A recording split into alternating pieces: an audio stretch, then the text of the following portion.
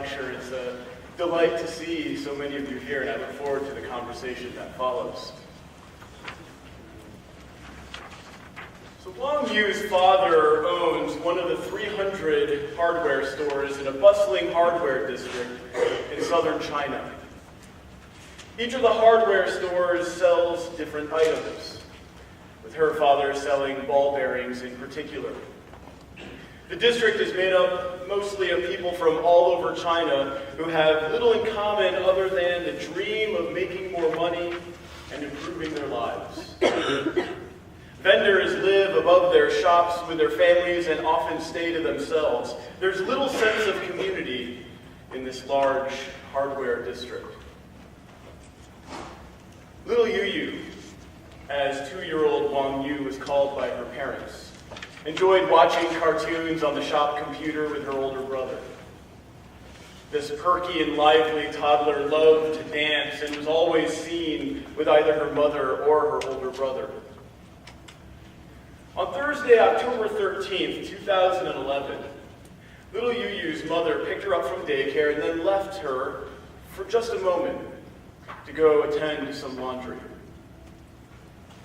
In that moment, little Yu wandered out into the narrow street that ran between her father's store and other storefronts. Security cameras captured everything that happened next. 2-year-old little Yu was struck by 2 vans just a few yards from one of the storefronts across from her father's store. Both drivers sped off without stopping. She was severely injured, whimpering weakly, left for dead on the street. What transpired in the following moments, again all captured on video, received repeated national and international coverage and provoked millions of comments on internet comment threads and message boards. The video footage reveals a person coming within inches of little Yu and passing right on by without stopping. Incredibly, we then see another person come along and pass right on by the little girl. 2 people coming within inches of a 2-year-old girl lying badly injured and whimpering on a narrow street, just a hop, skip, and a jump from multiple storefronts, both continuing on, prioritizing other things, leaving her for dead. A tragedy indeed, an outrage. But what's even more tragic, what elicited even more outrage, is that 16 additional people came upon little Yu in the street and passed right on by, seemingly indifferent to her plight. In total, 18 people, pedestrians, cyclists, and drivers passed by the badly injured little girl lying on a narrow marketplace street without bothering to stop to attend to her glaring and obvious needs. Finally, help came when the 19th person came by. An elderly woman, a garbage collector, stopped, gently moved little Yu out of the street, and called for help. Little Yu was rushed to the hospital, but the help came too late. Just over a week later, on October 22nd, 2011, 2-year-old little Yu died from her injuries. In the aftermath of this gut-wrenching, soul-crushing tragedy, people searched for explanations. They needed to be able to make some sense of what appeared to be the appalling indifference and bald apathy displayed by these people. Besides the 2 van drivers who struck and ran over little Yu without stopping to attend to her, How could 18 other people deliberately pass by? Indeed, in some cases, virtually step over a small child in such obvious and desperate need.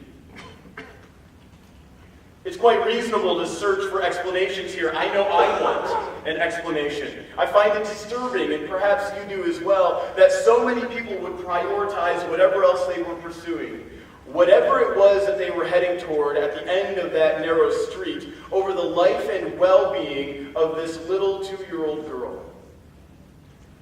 I think to myself, what could those 18 people have been doing?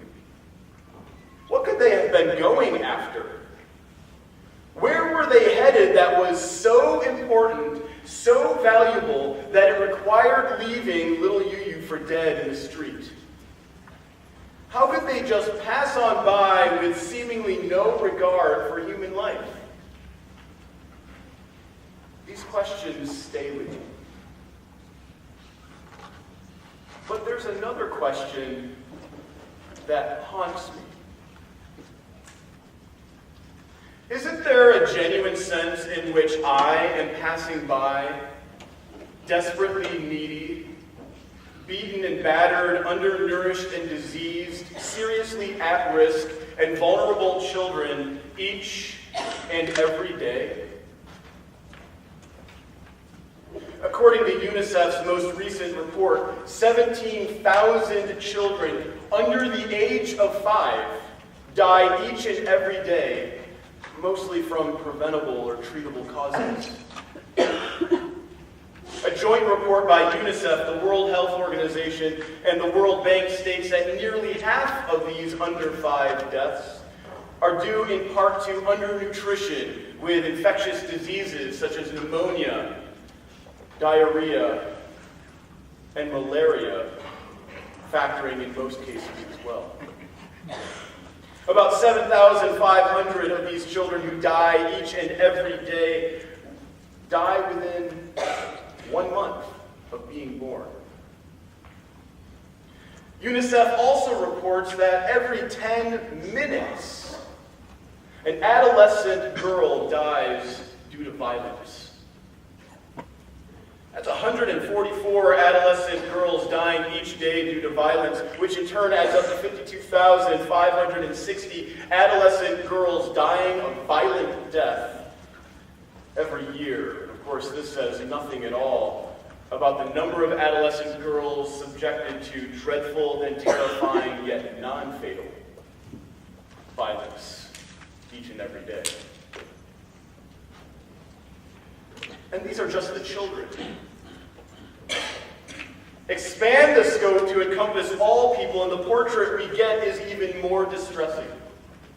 According to the World Bank, 2.2 billion people lived on less than $2 per day in 2011. The United Nations reports that in 2010, 1.2 billion people were living on less than $1.25 per day, with 842 million people suffering from chronic hunger during 2011 to 2013. Moreover, the UN reports that in 2012 alone, 781 million adults and 126 million youth lacked basic literacy, with most being women. 748 million people relied upon unsafe drinking water sources, and 863 million people lived in slums, where slums are characterized by the absence of basic services such as improved drinking water and adequate sanitation, along with insecure tenure, non-durable housing, and overcrowding. In 2012, the UN reports 1 billion people resorted to open defecation, which of course introduces serious public health risks for communities that are already poor and vulnerable. Finally, the UN states that in 2013, an average of 32,000 people each day were newly displaced forcibly as a result of persecution, conflict, generalized violence, and human rights violations. And the burden for caring for those newly displaced people fell mostly on countries mired in poverty themselves. Sure, these people are not right in front of me. Security cameras won't capture me walking right past them or stepping over them. Rarely do I see them with my eyes, and even more rarely am I in a position to kneel beside them and gently carry them to safety. But the fact that I don't see them doesn't mean I'm not aware of them. I am aware of them. And the fact that I can't kneel beside them and pick them up doesn't mean I'm incapable of doing anything to alleviate their suffering. I can do something.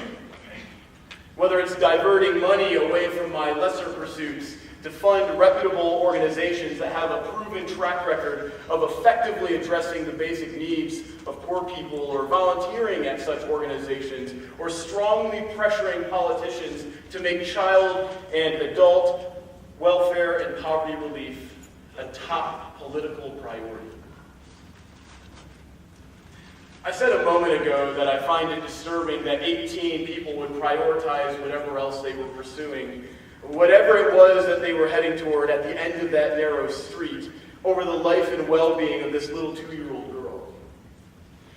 But I have to confront the same questions. What is it that I'm doing? What is it that I'm going after? Where am I headed that is so important, so valuable, that it requires my leaving countless men, women, and children for dead in the cracked and potholed streets of grinding poverty? How can I just pass on by with seemingly no regard for human life? Now, at this point, I may try to offer myself some comfort. A bit of psychological relief. Some people are inclined to say that I can find relief by getting clearer on just what it is that is bothering me. They'll propose to me that what's really bothering me here is the sense, in the very clear and seemingly unshakable sense, that passing by these children suffering under the crushing weight of extreme poverty is morally wrong. It's a moral judgment, a sobering evaluation of my behavior as seen through a moral lens. I've adopted a moral point of view, and it's from that vantage point that I'm ill at ease. And therein lies the problem, they tell me. The problem, I'm told, is that I seem to have adopted the misguided and naive view that there are moral facts. That there are some claims about what's morally right and morally wrong that are true in the very same sense that there are some claims about the natural physical world, the world that we can see, hear, smell, taste, and touch, that are true. Put differently, I am told, I seem to be operating with the mistaken and unsophisticated view that it's true. It's a genuine fact that it's wrong to pass by poor, exposed, undernourished, diseased, and beaten and battered children without offering aid. Just as it is true, it's a genuine fact that the sun revolves around the earth, or the population of New York City exceeds the population of Findlay, Ohio. Stop it, they tell me. Stop thinking that there are moral facts just like there are natural facts. Expose this masquerading moral talk for what it really is. Recognize moral claims and judgments for what they really are. Mere opinions. Earnest-sounding but hollow claims that don't get the honor and privilege of being either true or false. highest-sounding statements full of sound and fury that ultimately signify nothing other than how one happens to feel. What's right for you may not be right for me, and what's right for me may not be right for you. And that's so only because we have different personal opinions about it all. Were I to abandon my quaint conviction that there are moral facts, and more specifically that it's a moral fact that it's wrong to pass by our global neighbors who are living and dying through no fault of their own in the snare of poverty, then I wouldn't subject myself to what amounts to needless, false guilt.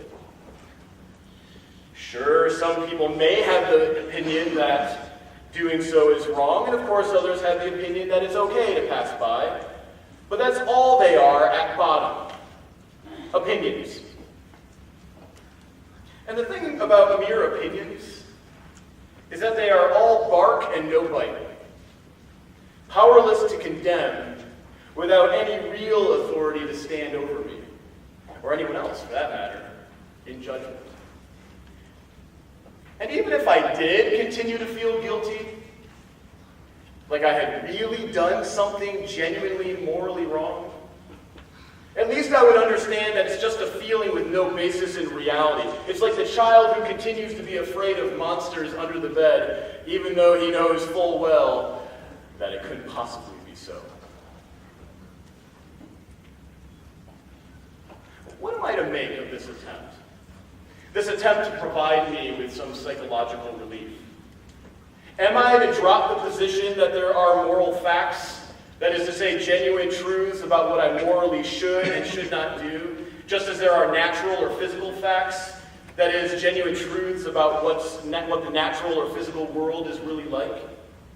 Shall I opt instead for the view that maintains that morality is mere opinion, descriptions of personal taste or preference at best?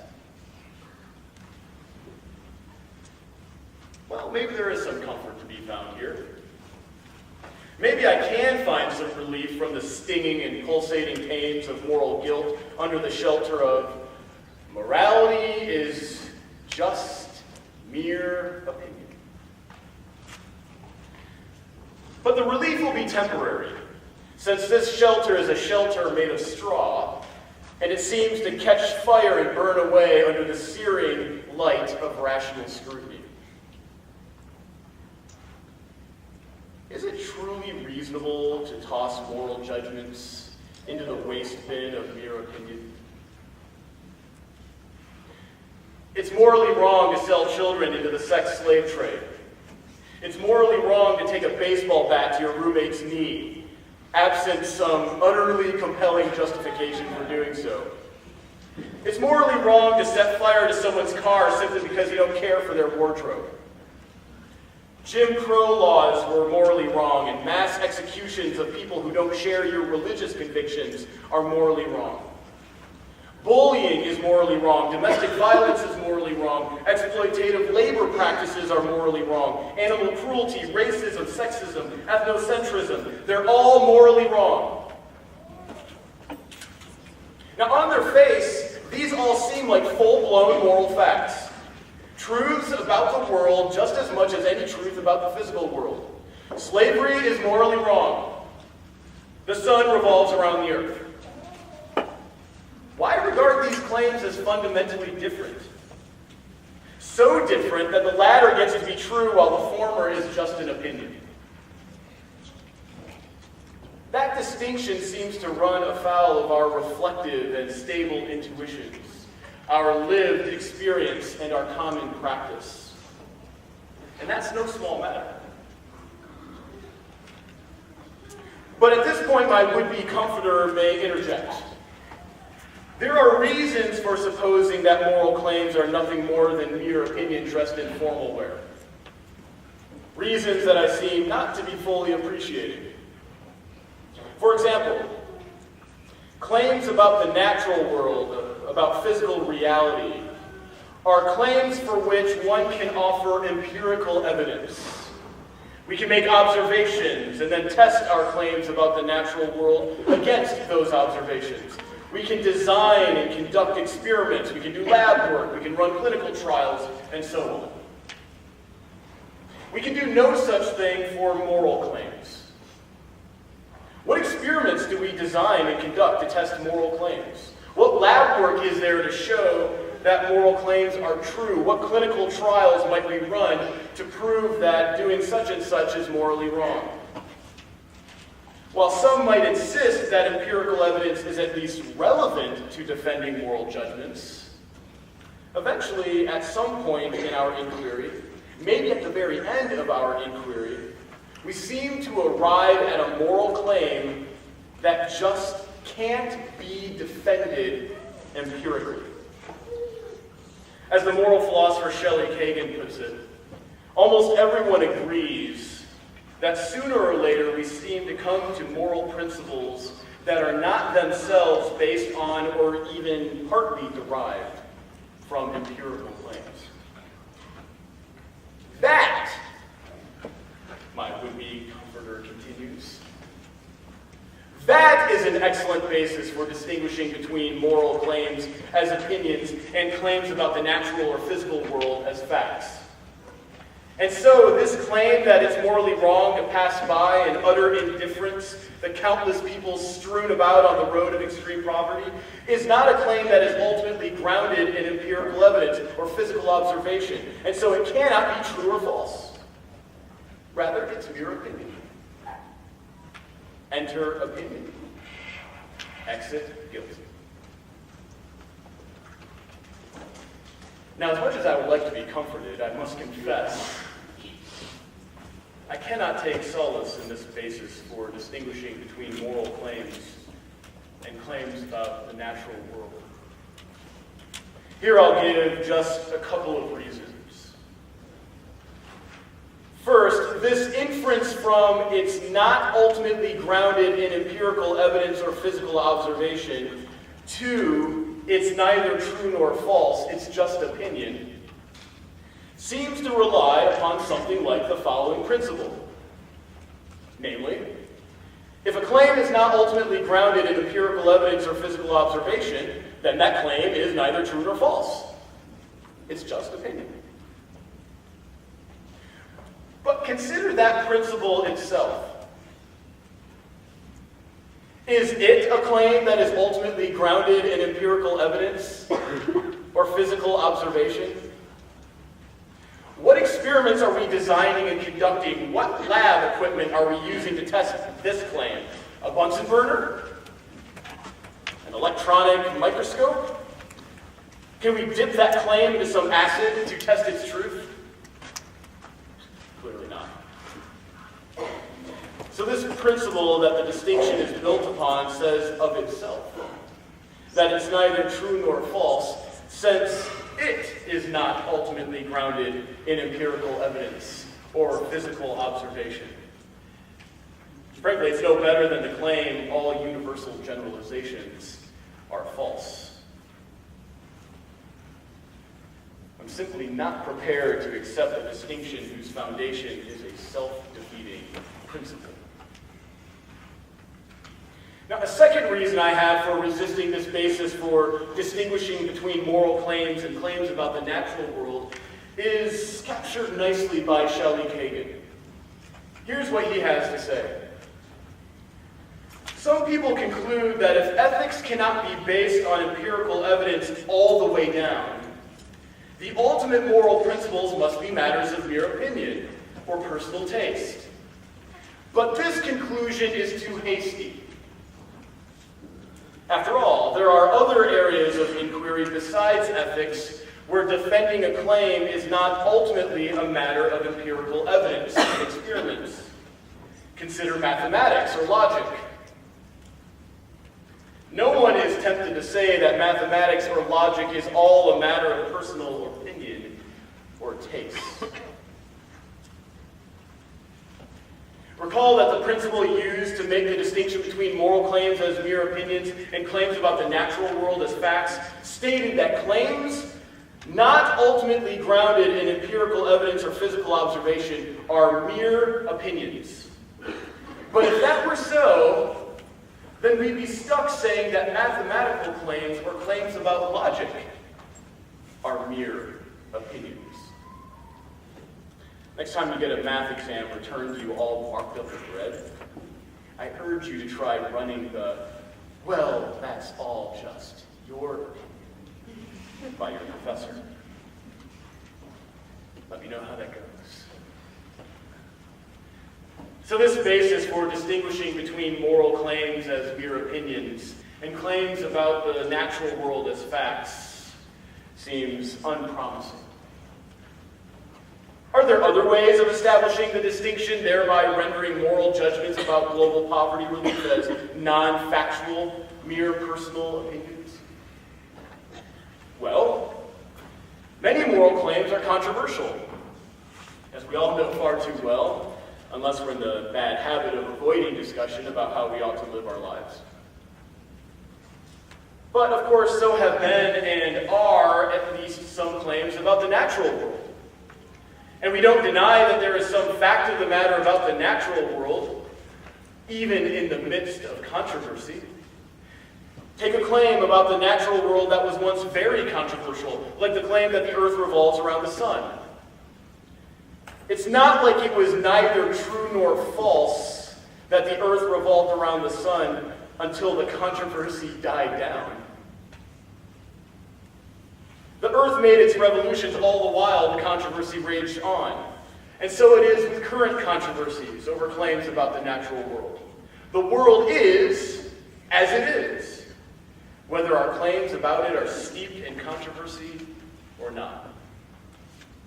Reality has a nasty habit of not waiting for us to get our views straightened out. So controversy is out as a basis for distinction. How about the fact that moral beliefs change over time and often vary from culture to culture? Is that enough to regard moral claims as mere opinions, distinct from factual claims about the natural world? Well, clearly not, for certainly beliefs about the natural world change over time and vary from culture to culture as well. We don't regard claims about the natural world as mere opinions, lacking truth value altogether, simply because we change our minds about the world from time to time, and because we find others from different cultures disagreeing with us. Now, earlier I said that I have to confront the same sort of questions that we might ask of those 18 people that passed by Little UU. What is it that I'm doing? What is it that I'm going after? Where am I headed that is so important, so valuable, that it requires my leaving countless men, women, and children for dead in the cracked and potholed streets of grinding poverty? How can I just pass on by with seemingly no regard for human life? Doing so seems plainly morally wrong.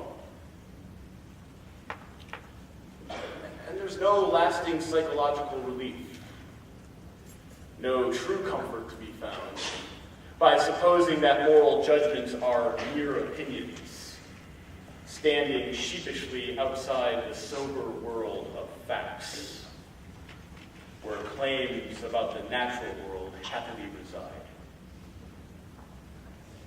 It's very plausible to suppose that there are moral facts. Such a supposition aligns well with our stable and reflective intuitions, our lived experience, and our common moral practice. And we've unearthed no good reason for thinking otherwise. Sure, moral claims are controversial, and beliefs about morality change over time and vary from culture to culture. But many claims about the natural world either have been or currently are controversial. And we change our minds about the physical world around us and find differences over natural facts in other cultures. That doesn't move us to regard claims about nature as mere opinions. Why should it move us to regard moral claims as mere opinion. So there's no psychological relief at the end of that road. Maybe there's some down another road. Perhaps I'll find comfort in thinking of global poverty relief as an optional and occasional practice. So long as I do make some occasional contributions to global poverty relief every now and then, I'm okay. Give something here, give something there, I'm in the clear. Moreover, such contributions are charitable contributions. And the thing about charitable contributions is that they're supposed to be voluntary, optional, not obligatory. And there's certainly nothing obligatory about making all this global poverty relief stuff a matter of habit and common practice. One isn't required to make charity a way of being, something rooted into one's very soul such that it permeates and saturates one's life and practice, thoughts, and passions. Well, these words can bring comfort, sometimes much comfort. It's an interesting idea, this notion that it's all optional. That one need not take too seriously all this global poverty relief stuff. The thing is, to take seriously this notion that all this global poverty relief stuff is optional would seem to require that we take love and justice to be optional as well. That is to say, it would seem to require that we take loving our global neighbors and working to secure justice for our global neighbors to be something that we really need not bother with at all, or take too seriously in any way in our vigorous pursuit of the moral life. But is that so? Is loving our global neighbors and working to secure justice for our global neighbors merely optional from the moral point of view? Is it really true that we may, so far as morality is concerned, shut our global neighbors out altogether from our moral vision? Well, we can start with this question. What would it mean for us to love our global neighbors?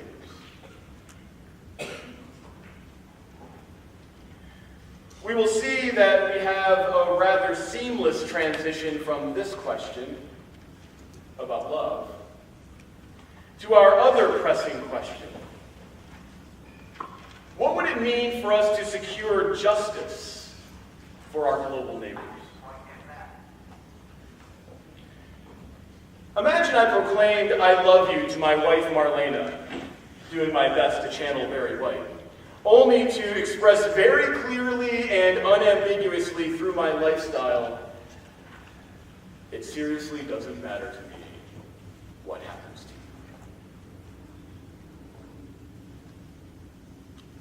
you. Now, in order to express this clearly and unambiguously, my lifestyle need not amount to a life spent pursuing Marlena's ruin, actively working to undermine her and thwart her efforts. No. Neglecting her and treating her as if she's invisible, displaying aggressive apathy and decisive indifference, that'll do just fine. Marlena will easily detect the inconsistency between my words and lifestyle, clearly sensing that my displayed indifference is incompatible with my professions of love, no matter how spot on my Barry White impression happens to be. At minimum, love seeks to promote the flourishing of the beloved.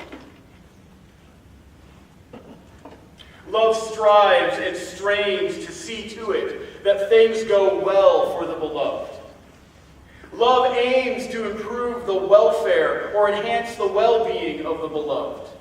It labors to ensure that the beloved has a genuinely good life. A good life.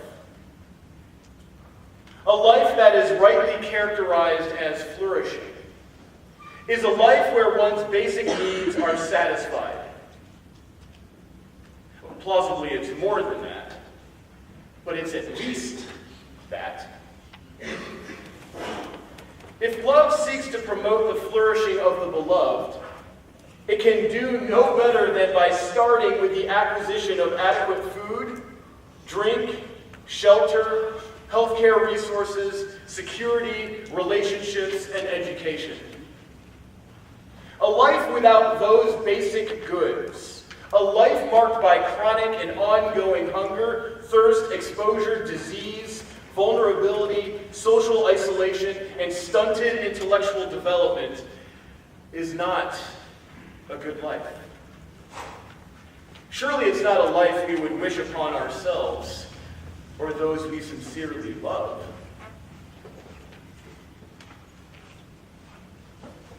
We might also add here that a good life, a life that is rightly characterized as flourishing, is a life where one experiences moral development, maturation, and transformation. The vicious life, a life where one harbors, cultivates, and acts from vicious attitudes and dispositions like greed, lust, envy, sloth, arrogance, gluttony, and anger. That vicious life is not a good life. And that's so no matter how much wealth one manages to accumulate or power and control one successfully attains. Once again, I think that if we reflect for just a moment upon what we really want for those we love, we'd see that we wouldn't want for them the life of a wildly wealthy and powerful despot.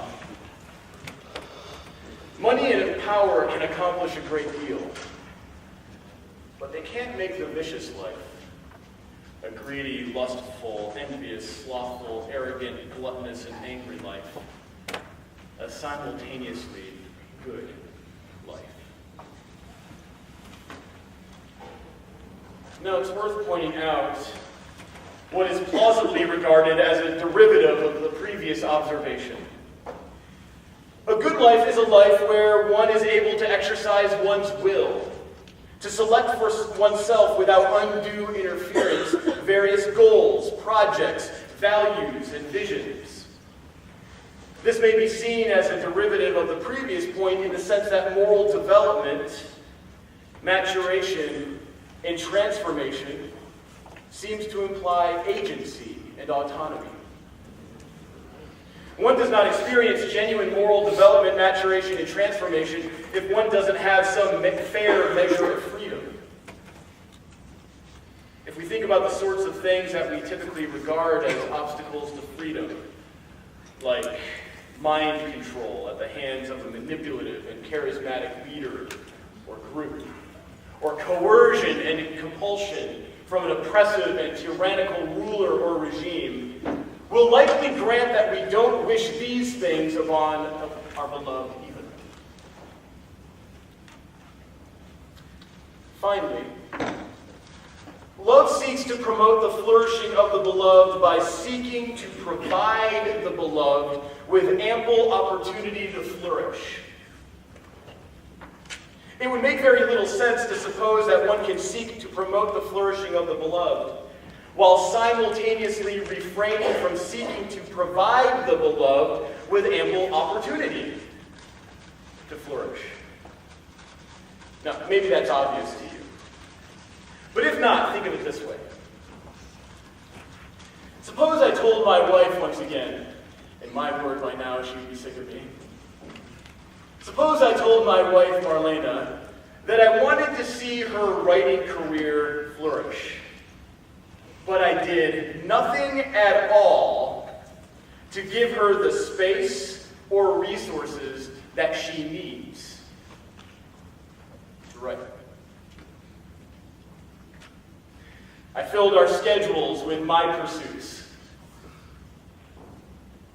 I whined and complained every time she even hinted that she might need to go right.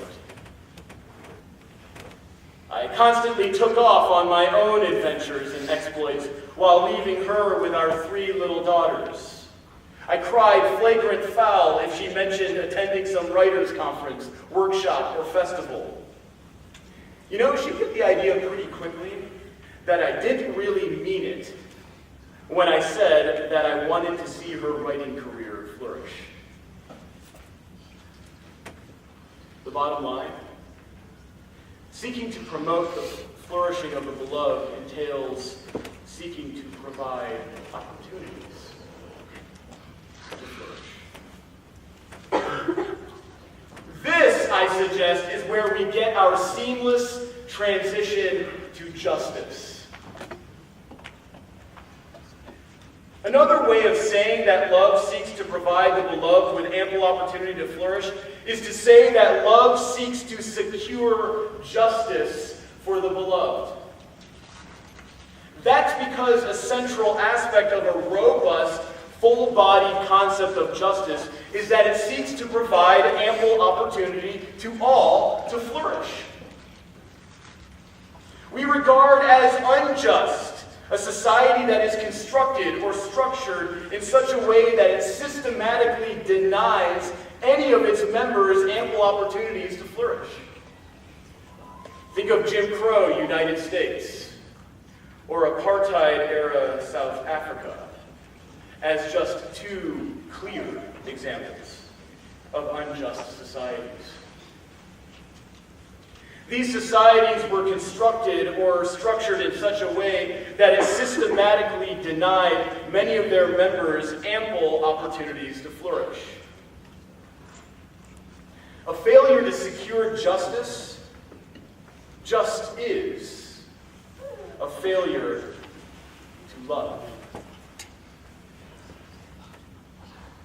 Or, as Cornel West put it so very eloquently, justice is what love looks like in public.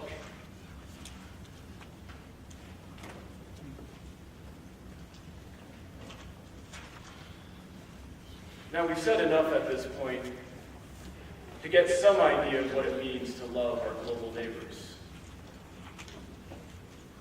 At minimum, it means that we seek to promote their flourishing. That we strive and we strain to see to it that things go well for our global neighbors. It means that we aim to improve the welfare or enhance the well-being of our global neighbors. And we labor to ensure that they have a genuinely good life. And as we've seen, this in turn implies that at minimum we seek to promote a life where the basic needs of our global neighbors are satisfied. A life where they do not experience chronic and ongoing hunger, thirst, exposure, disease, vulnerability, social isolation, and stunted intellectual development. It means that we seek to promote a life where there is moral development, maturation, and transformation. And related, it means that we seek to promote a life where our global neighbors enjoy the ability to exercise their wills, to select for themselves without undue interference various goals, projects, values, and visions. Now, this last point seems especially crucial, since it will serve to curtail, I would imagine, to some significant degree, and in some, maybe even many contexts, any imperialistic, colonizing impulses we may have, to foist upon other cultures and civilizations our own particular goals, projects, values, and visions. In this way, imperialism and colonialism can be, and perhaps often is, a failure to love. Finally, loving our global neighbors means that we seek to provide our global neighbors with ample opportunity to flourish. In other words, it means that we seek to secure justice for them, that we oppose a world that is structured in such a way that some people don't have ample opportunity to flourish, or a world where the exorbitant wealth and abundance of some seems to come, for one reason or another, at the tremendous expense of others, undermining their opportunity to flourish. This brings us back to the suggestion that I might find comfort in the notion that global poverty relief is an optional and occasional practice. That there's no moral requirement to engage in global poverty relief, and should I opt to do so, a little bit here and a little bit there is plenty. But as I stated previously, I can only find comfort in this way of thinking if I can simultaneously find comfort in regarding love and justice as optional as well. And now, after talking about what it means to love our global neighbors, and how love implies justice, we can see why that's so. To refrain from engaging in global poverty relief is to refrain from seeking to promote the flourishing of the global poor.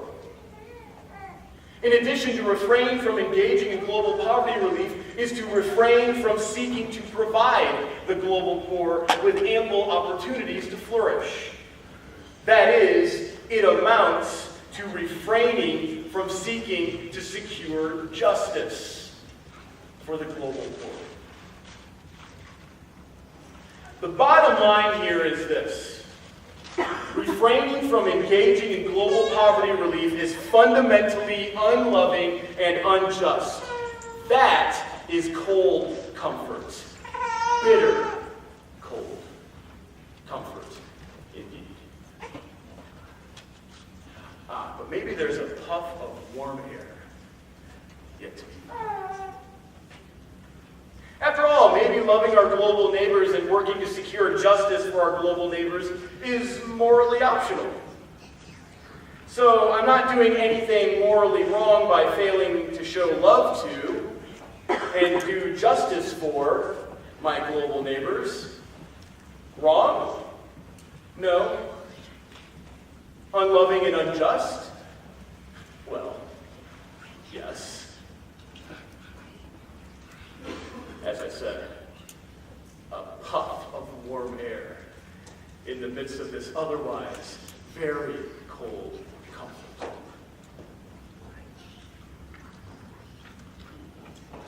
But I don't even get this puff, it seems to me.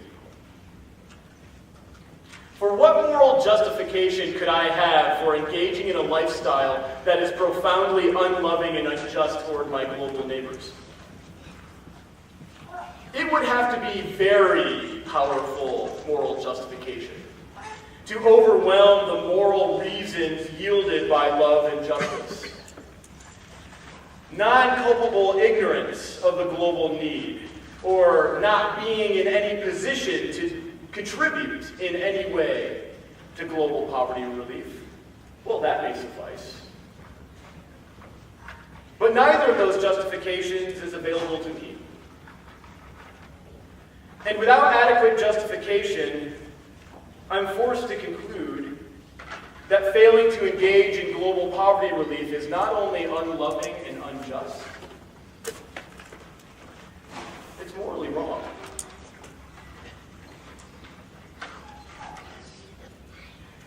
Now there's another way to approach all of this.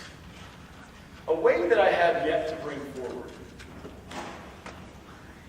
You remember ages ago when I presented at the beginning of this lecture the disturbing case of a two-year-old girl, little Yu, who was left for dead by 18 passers-by. Many of you may have recognized the stunning parallels between that tragic account and another story. That other story comes from Jesus. It's the well-known, oft-told story of the Good Samaritan.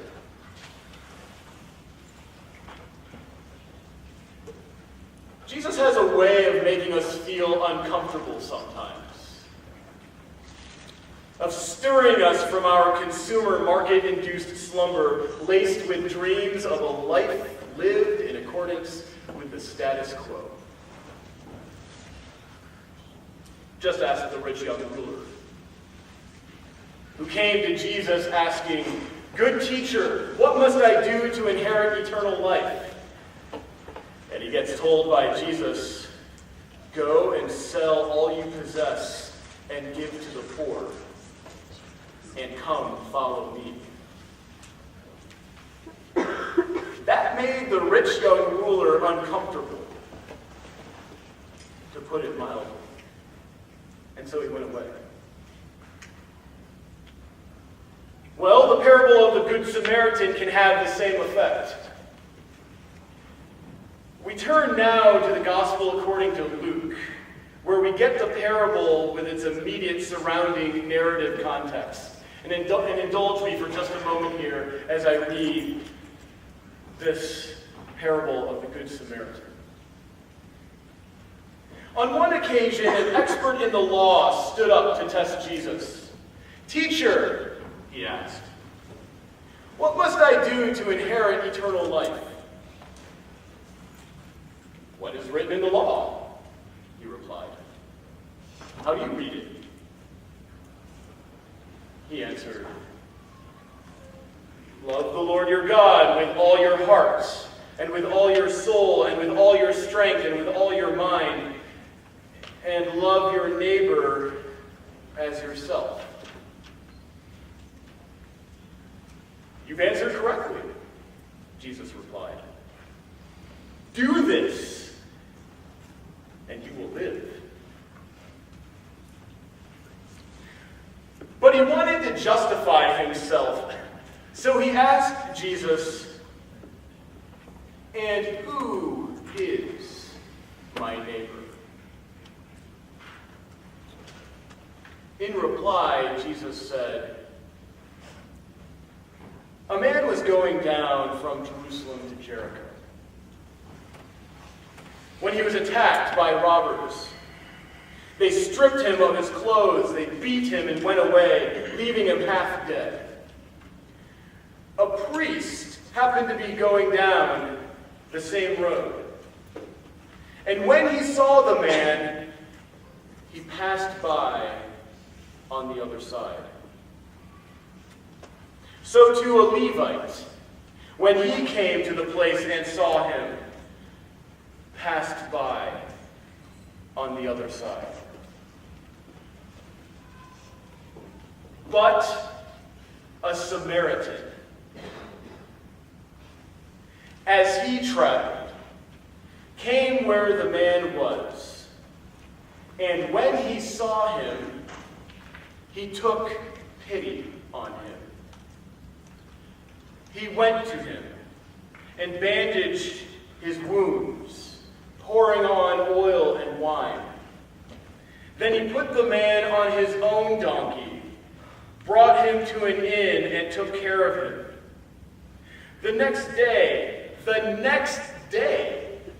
he took out 2 full days' wages and gave them to the innkeeper. Look after him, he said. And when I return, I will reimburse you for any extra expense you may have.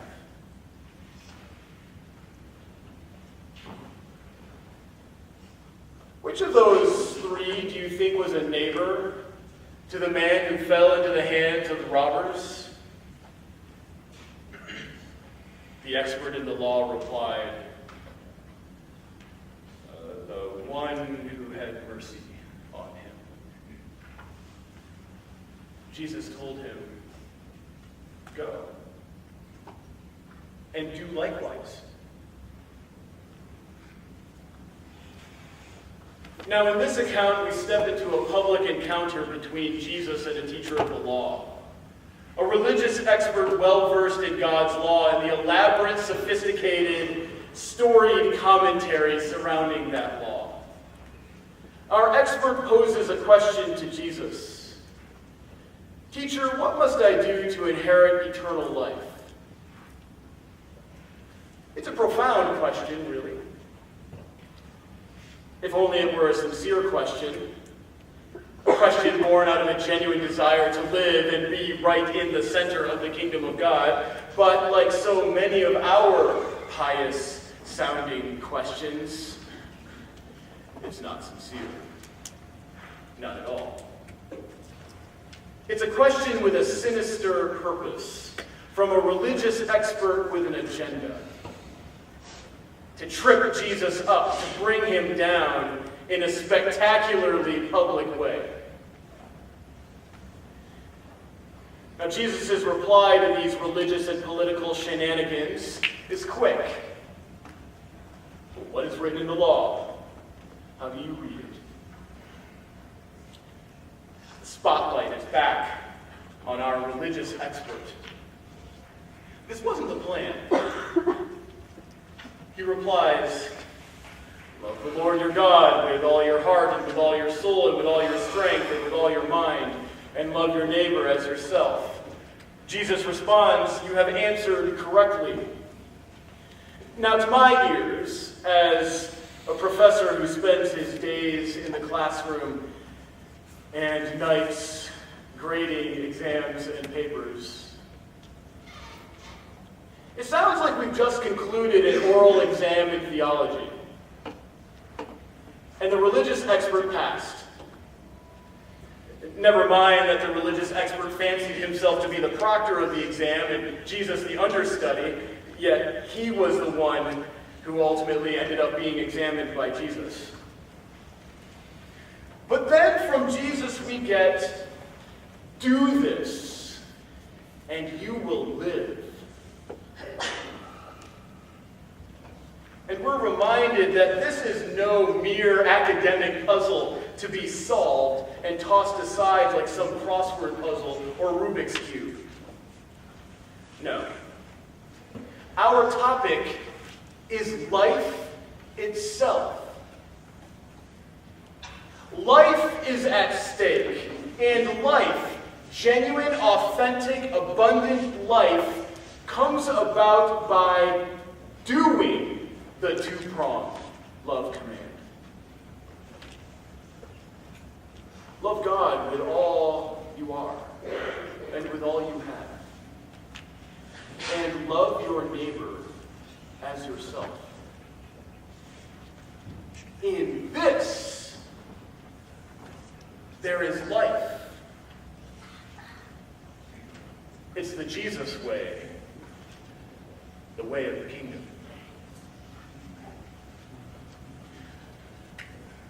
Things are not going according to plan for our religious experts. He's off script now. Way off script.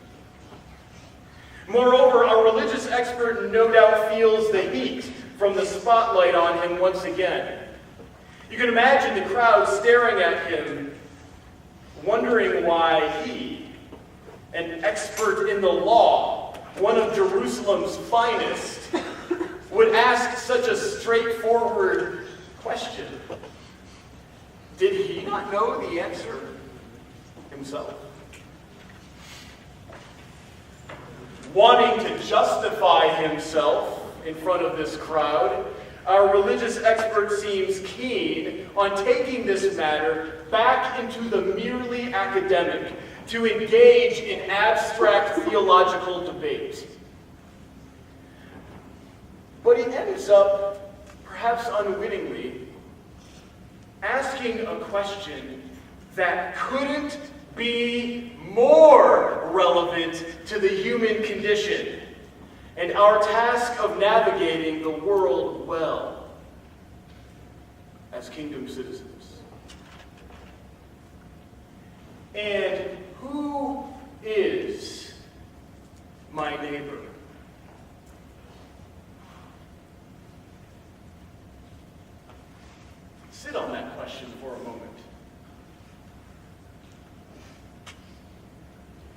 reflect carefully on just what that question is asking, what function it has, and what purpose it serves. And we might just realize that it's a question we all ask at one time or another. It's a boundary drawing question. I'm willing to love all right, but I want to draw lines, and I'm unclear where to draw the lines, Jesus. How about that guy, Jesus? Do I have to love him, or can I safely and righteously exclude him?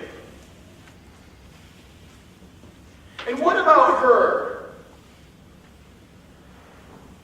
Am I to love her, or can I remain utterly indifferent toward her? Who's in?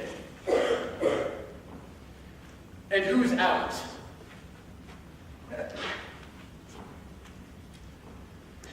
There will be no debate. No. Jesus responds to the expert's question, to our question, with a story. And this story has an unlikely hero.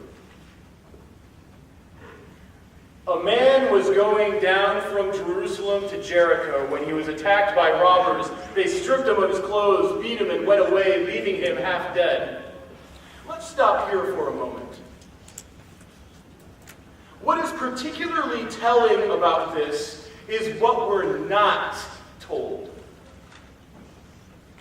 We're not told anything about this man other than where he was coming from, where he was going, what happened to him, and that he's in desperate need.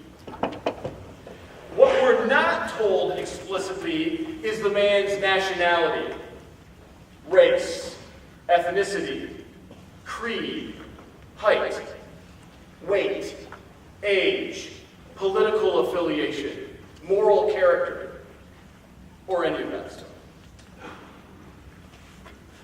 None of that seems to matter. It doesn't make a difference. What matters is that we have a human being in need. At least, that's all that should matter. A priest happened to be going down the same road, and when he saw the man, he passed by on the other side. So too a Levite, when he came to the place and saw him, passed by on the other side. We might pause again. For here we have two people who are a lot like our religious expert. Sure, the priest and the Levite are religious leaders like the religious expert, but they're similar in another crucial way. They have drawn boundaries when it comes to their love. They've made some decisions about who's in and who's out, who merits love and who merits indifference. And for whatever reason, this badly beaten and battered man on the side of the road didn't pass the test. He didn't merit their love. For these two, the love your neighbor command wasn't supposed to apply to the badly beaten and deserted man. He was out, so they headed out.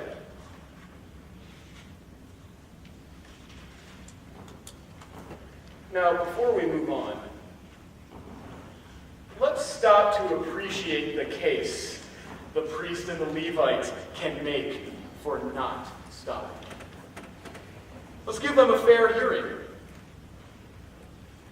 As Martin Luther King Jr. observes, part of their case may be this: they were afraid. And for good reason.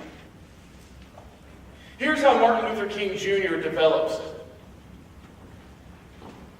The Jericho Road was a dangerous road. Some months ago, Mrs. King and I were in Jerusalem. We rented a car and drove down from Jerusalem to Jericho. As we traveled slowly down that meandering mountain road, I said to my wife, I can very easily see why Jesus used this road as the setting for his parable. Jerusalem was some 2,000 feet above sea level, and Jericho was some 1,000 feet below it. This upward or downward climb was made in a distance of less than 20 miles.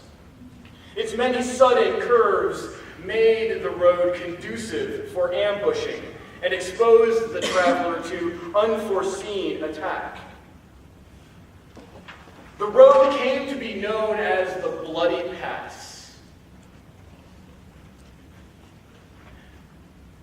So, Martin Luther King Jr. continues, it's possible that the priest and the Levite were afraid that if they stopped, they too would be beaten.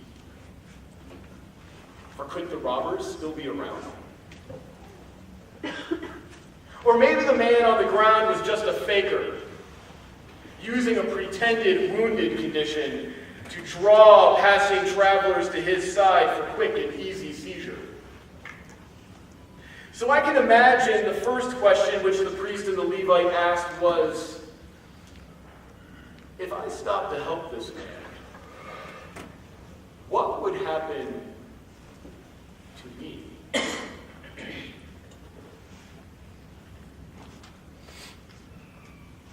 So says Martin Luther King Jr.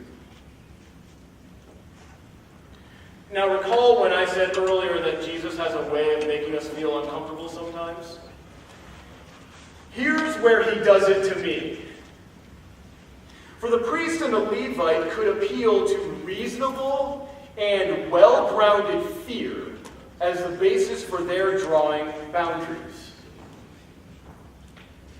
We'll love others, but only when it's not risky. We'll speak on behalf of the vulnerable and work to improve their welfare and shield them from harm, but only when we can be reasonably confident that we will come out unscathed. Reputations fully intact. Jesus will have none of it. But a Samaritan, as he traveled, came where the man was. And when he saw him, he took pity on him. He went to him and bandaged his wounds, pouring on oil and wine. Then he put the man on his own donkey, brought him to an inn, and took care of him. The next day he took out 2 full days' wages and gave them to the innkeeper. Look after him, he said. And when I return, I will reimburse you for any extra expense you may have. The Samaritan comes along. Or as the Jews would put it, this loathsome, wretched, disgusting half-breed, this impure, hell-bound heretic comes along. At any rate, he sees the badly beaten and battered man on the side of the road, and he sees a human. He sees himself. It's as though he's looking in a mirror and he needed to see anymore. There's no doctrinal exam, there's no checking of papers or credentials, there's no background check or drug test administered. There's no investigation into the guy's voting record or party affiliation. None of that. He stops. He works. He lavishes. He slows his own progress. He makes his own journey far more complicated and much less convenient. He lingers on that bloody pass, rendering himself vulnerable. He gives of his own wealth and promises to give more. In effect, issuing a blank check. He's not content with moving the beaten man to safety, out of harm's way. He wants to see him fully restored.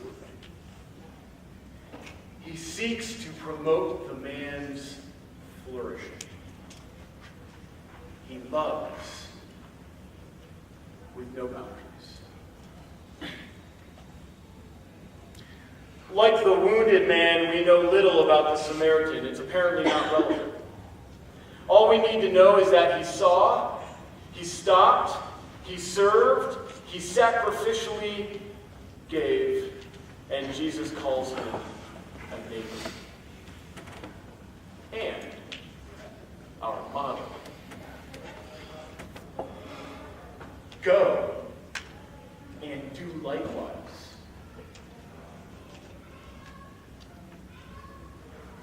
Jesus is talking to us here. He's not offering us a lifestyle option. He's not saying, here's a way you might consider living should you find it suitable. No, Jesus is offering us a lifestyle imperative. Go and do likewise.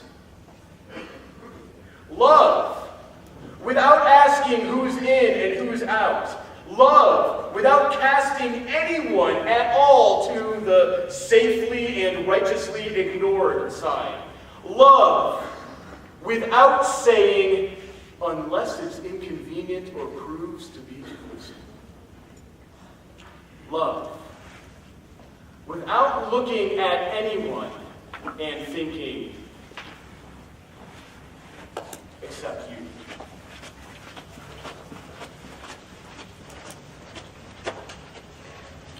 So I find myself back once again, thinking about the millions of men, women, and children found throughout the world, cast to the side of the bloody paths of poverty and hunger and disease and violence.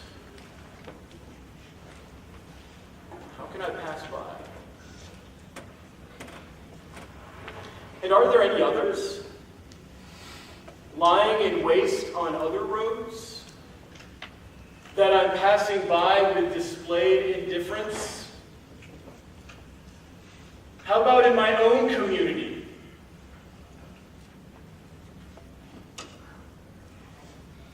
Perhaps you'll find yourself wondering the same sorts of things. Perhaps you'll be prompted to reflect in the same sorts of ways. Perhaps you will be prompted to conclude, as I do, none of this is optional. Love and justice are not optional. Being a neighbor to the global poor is not optional.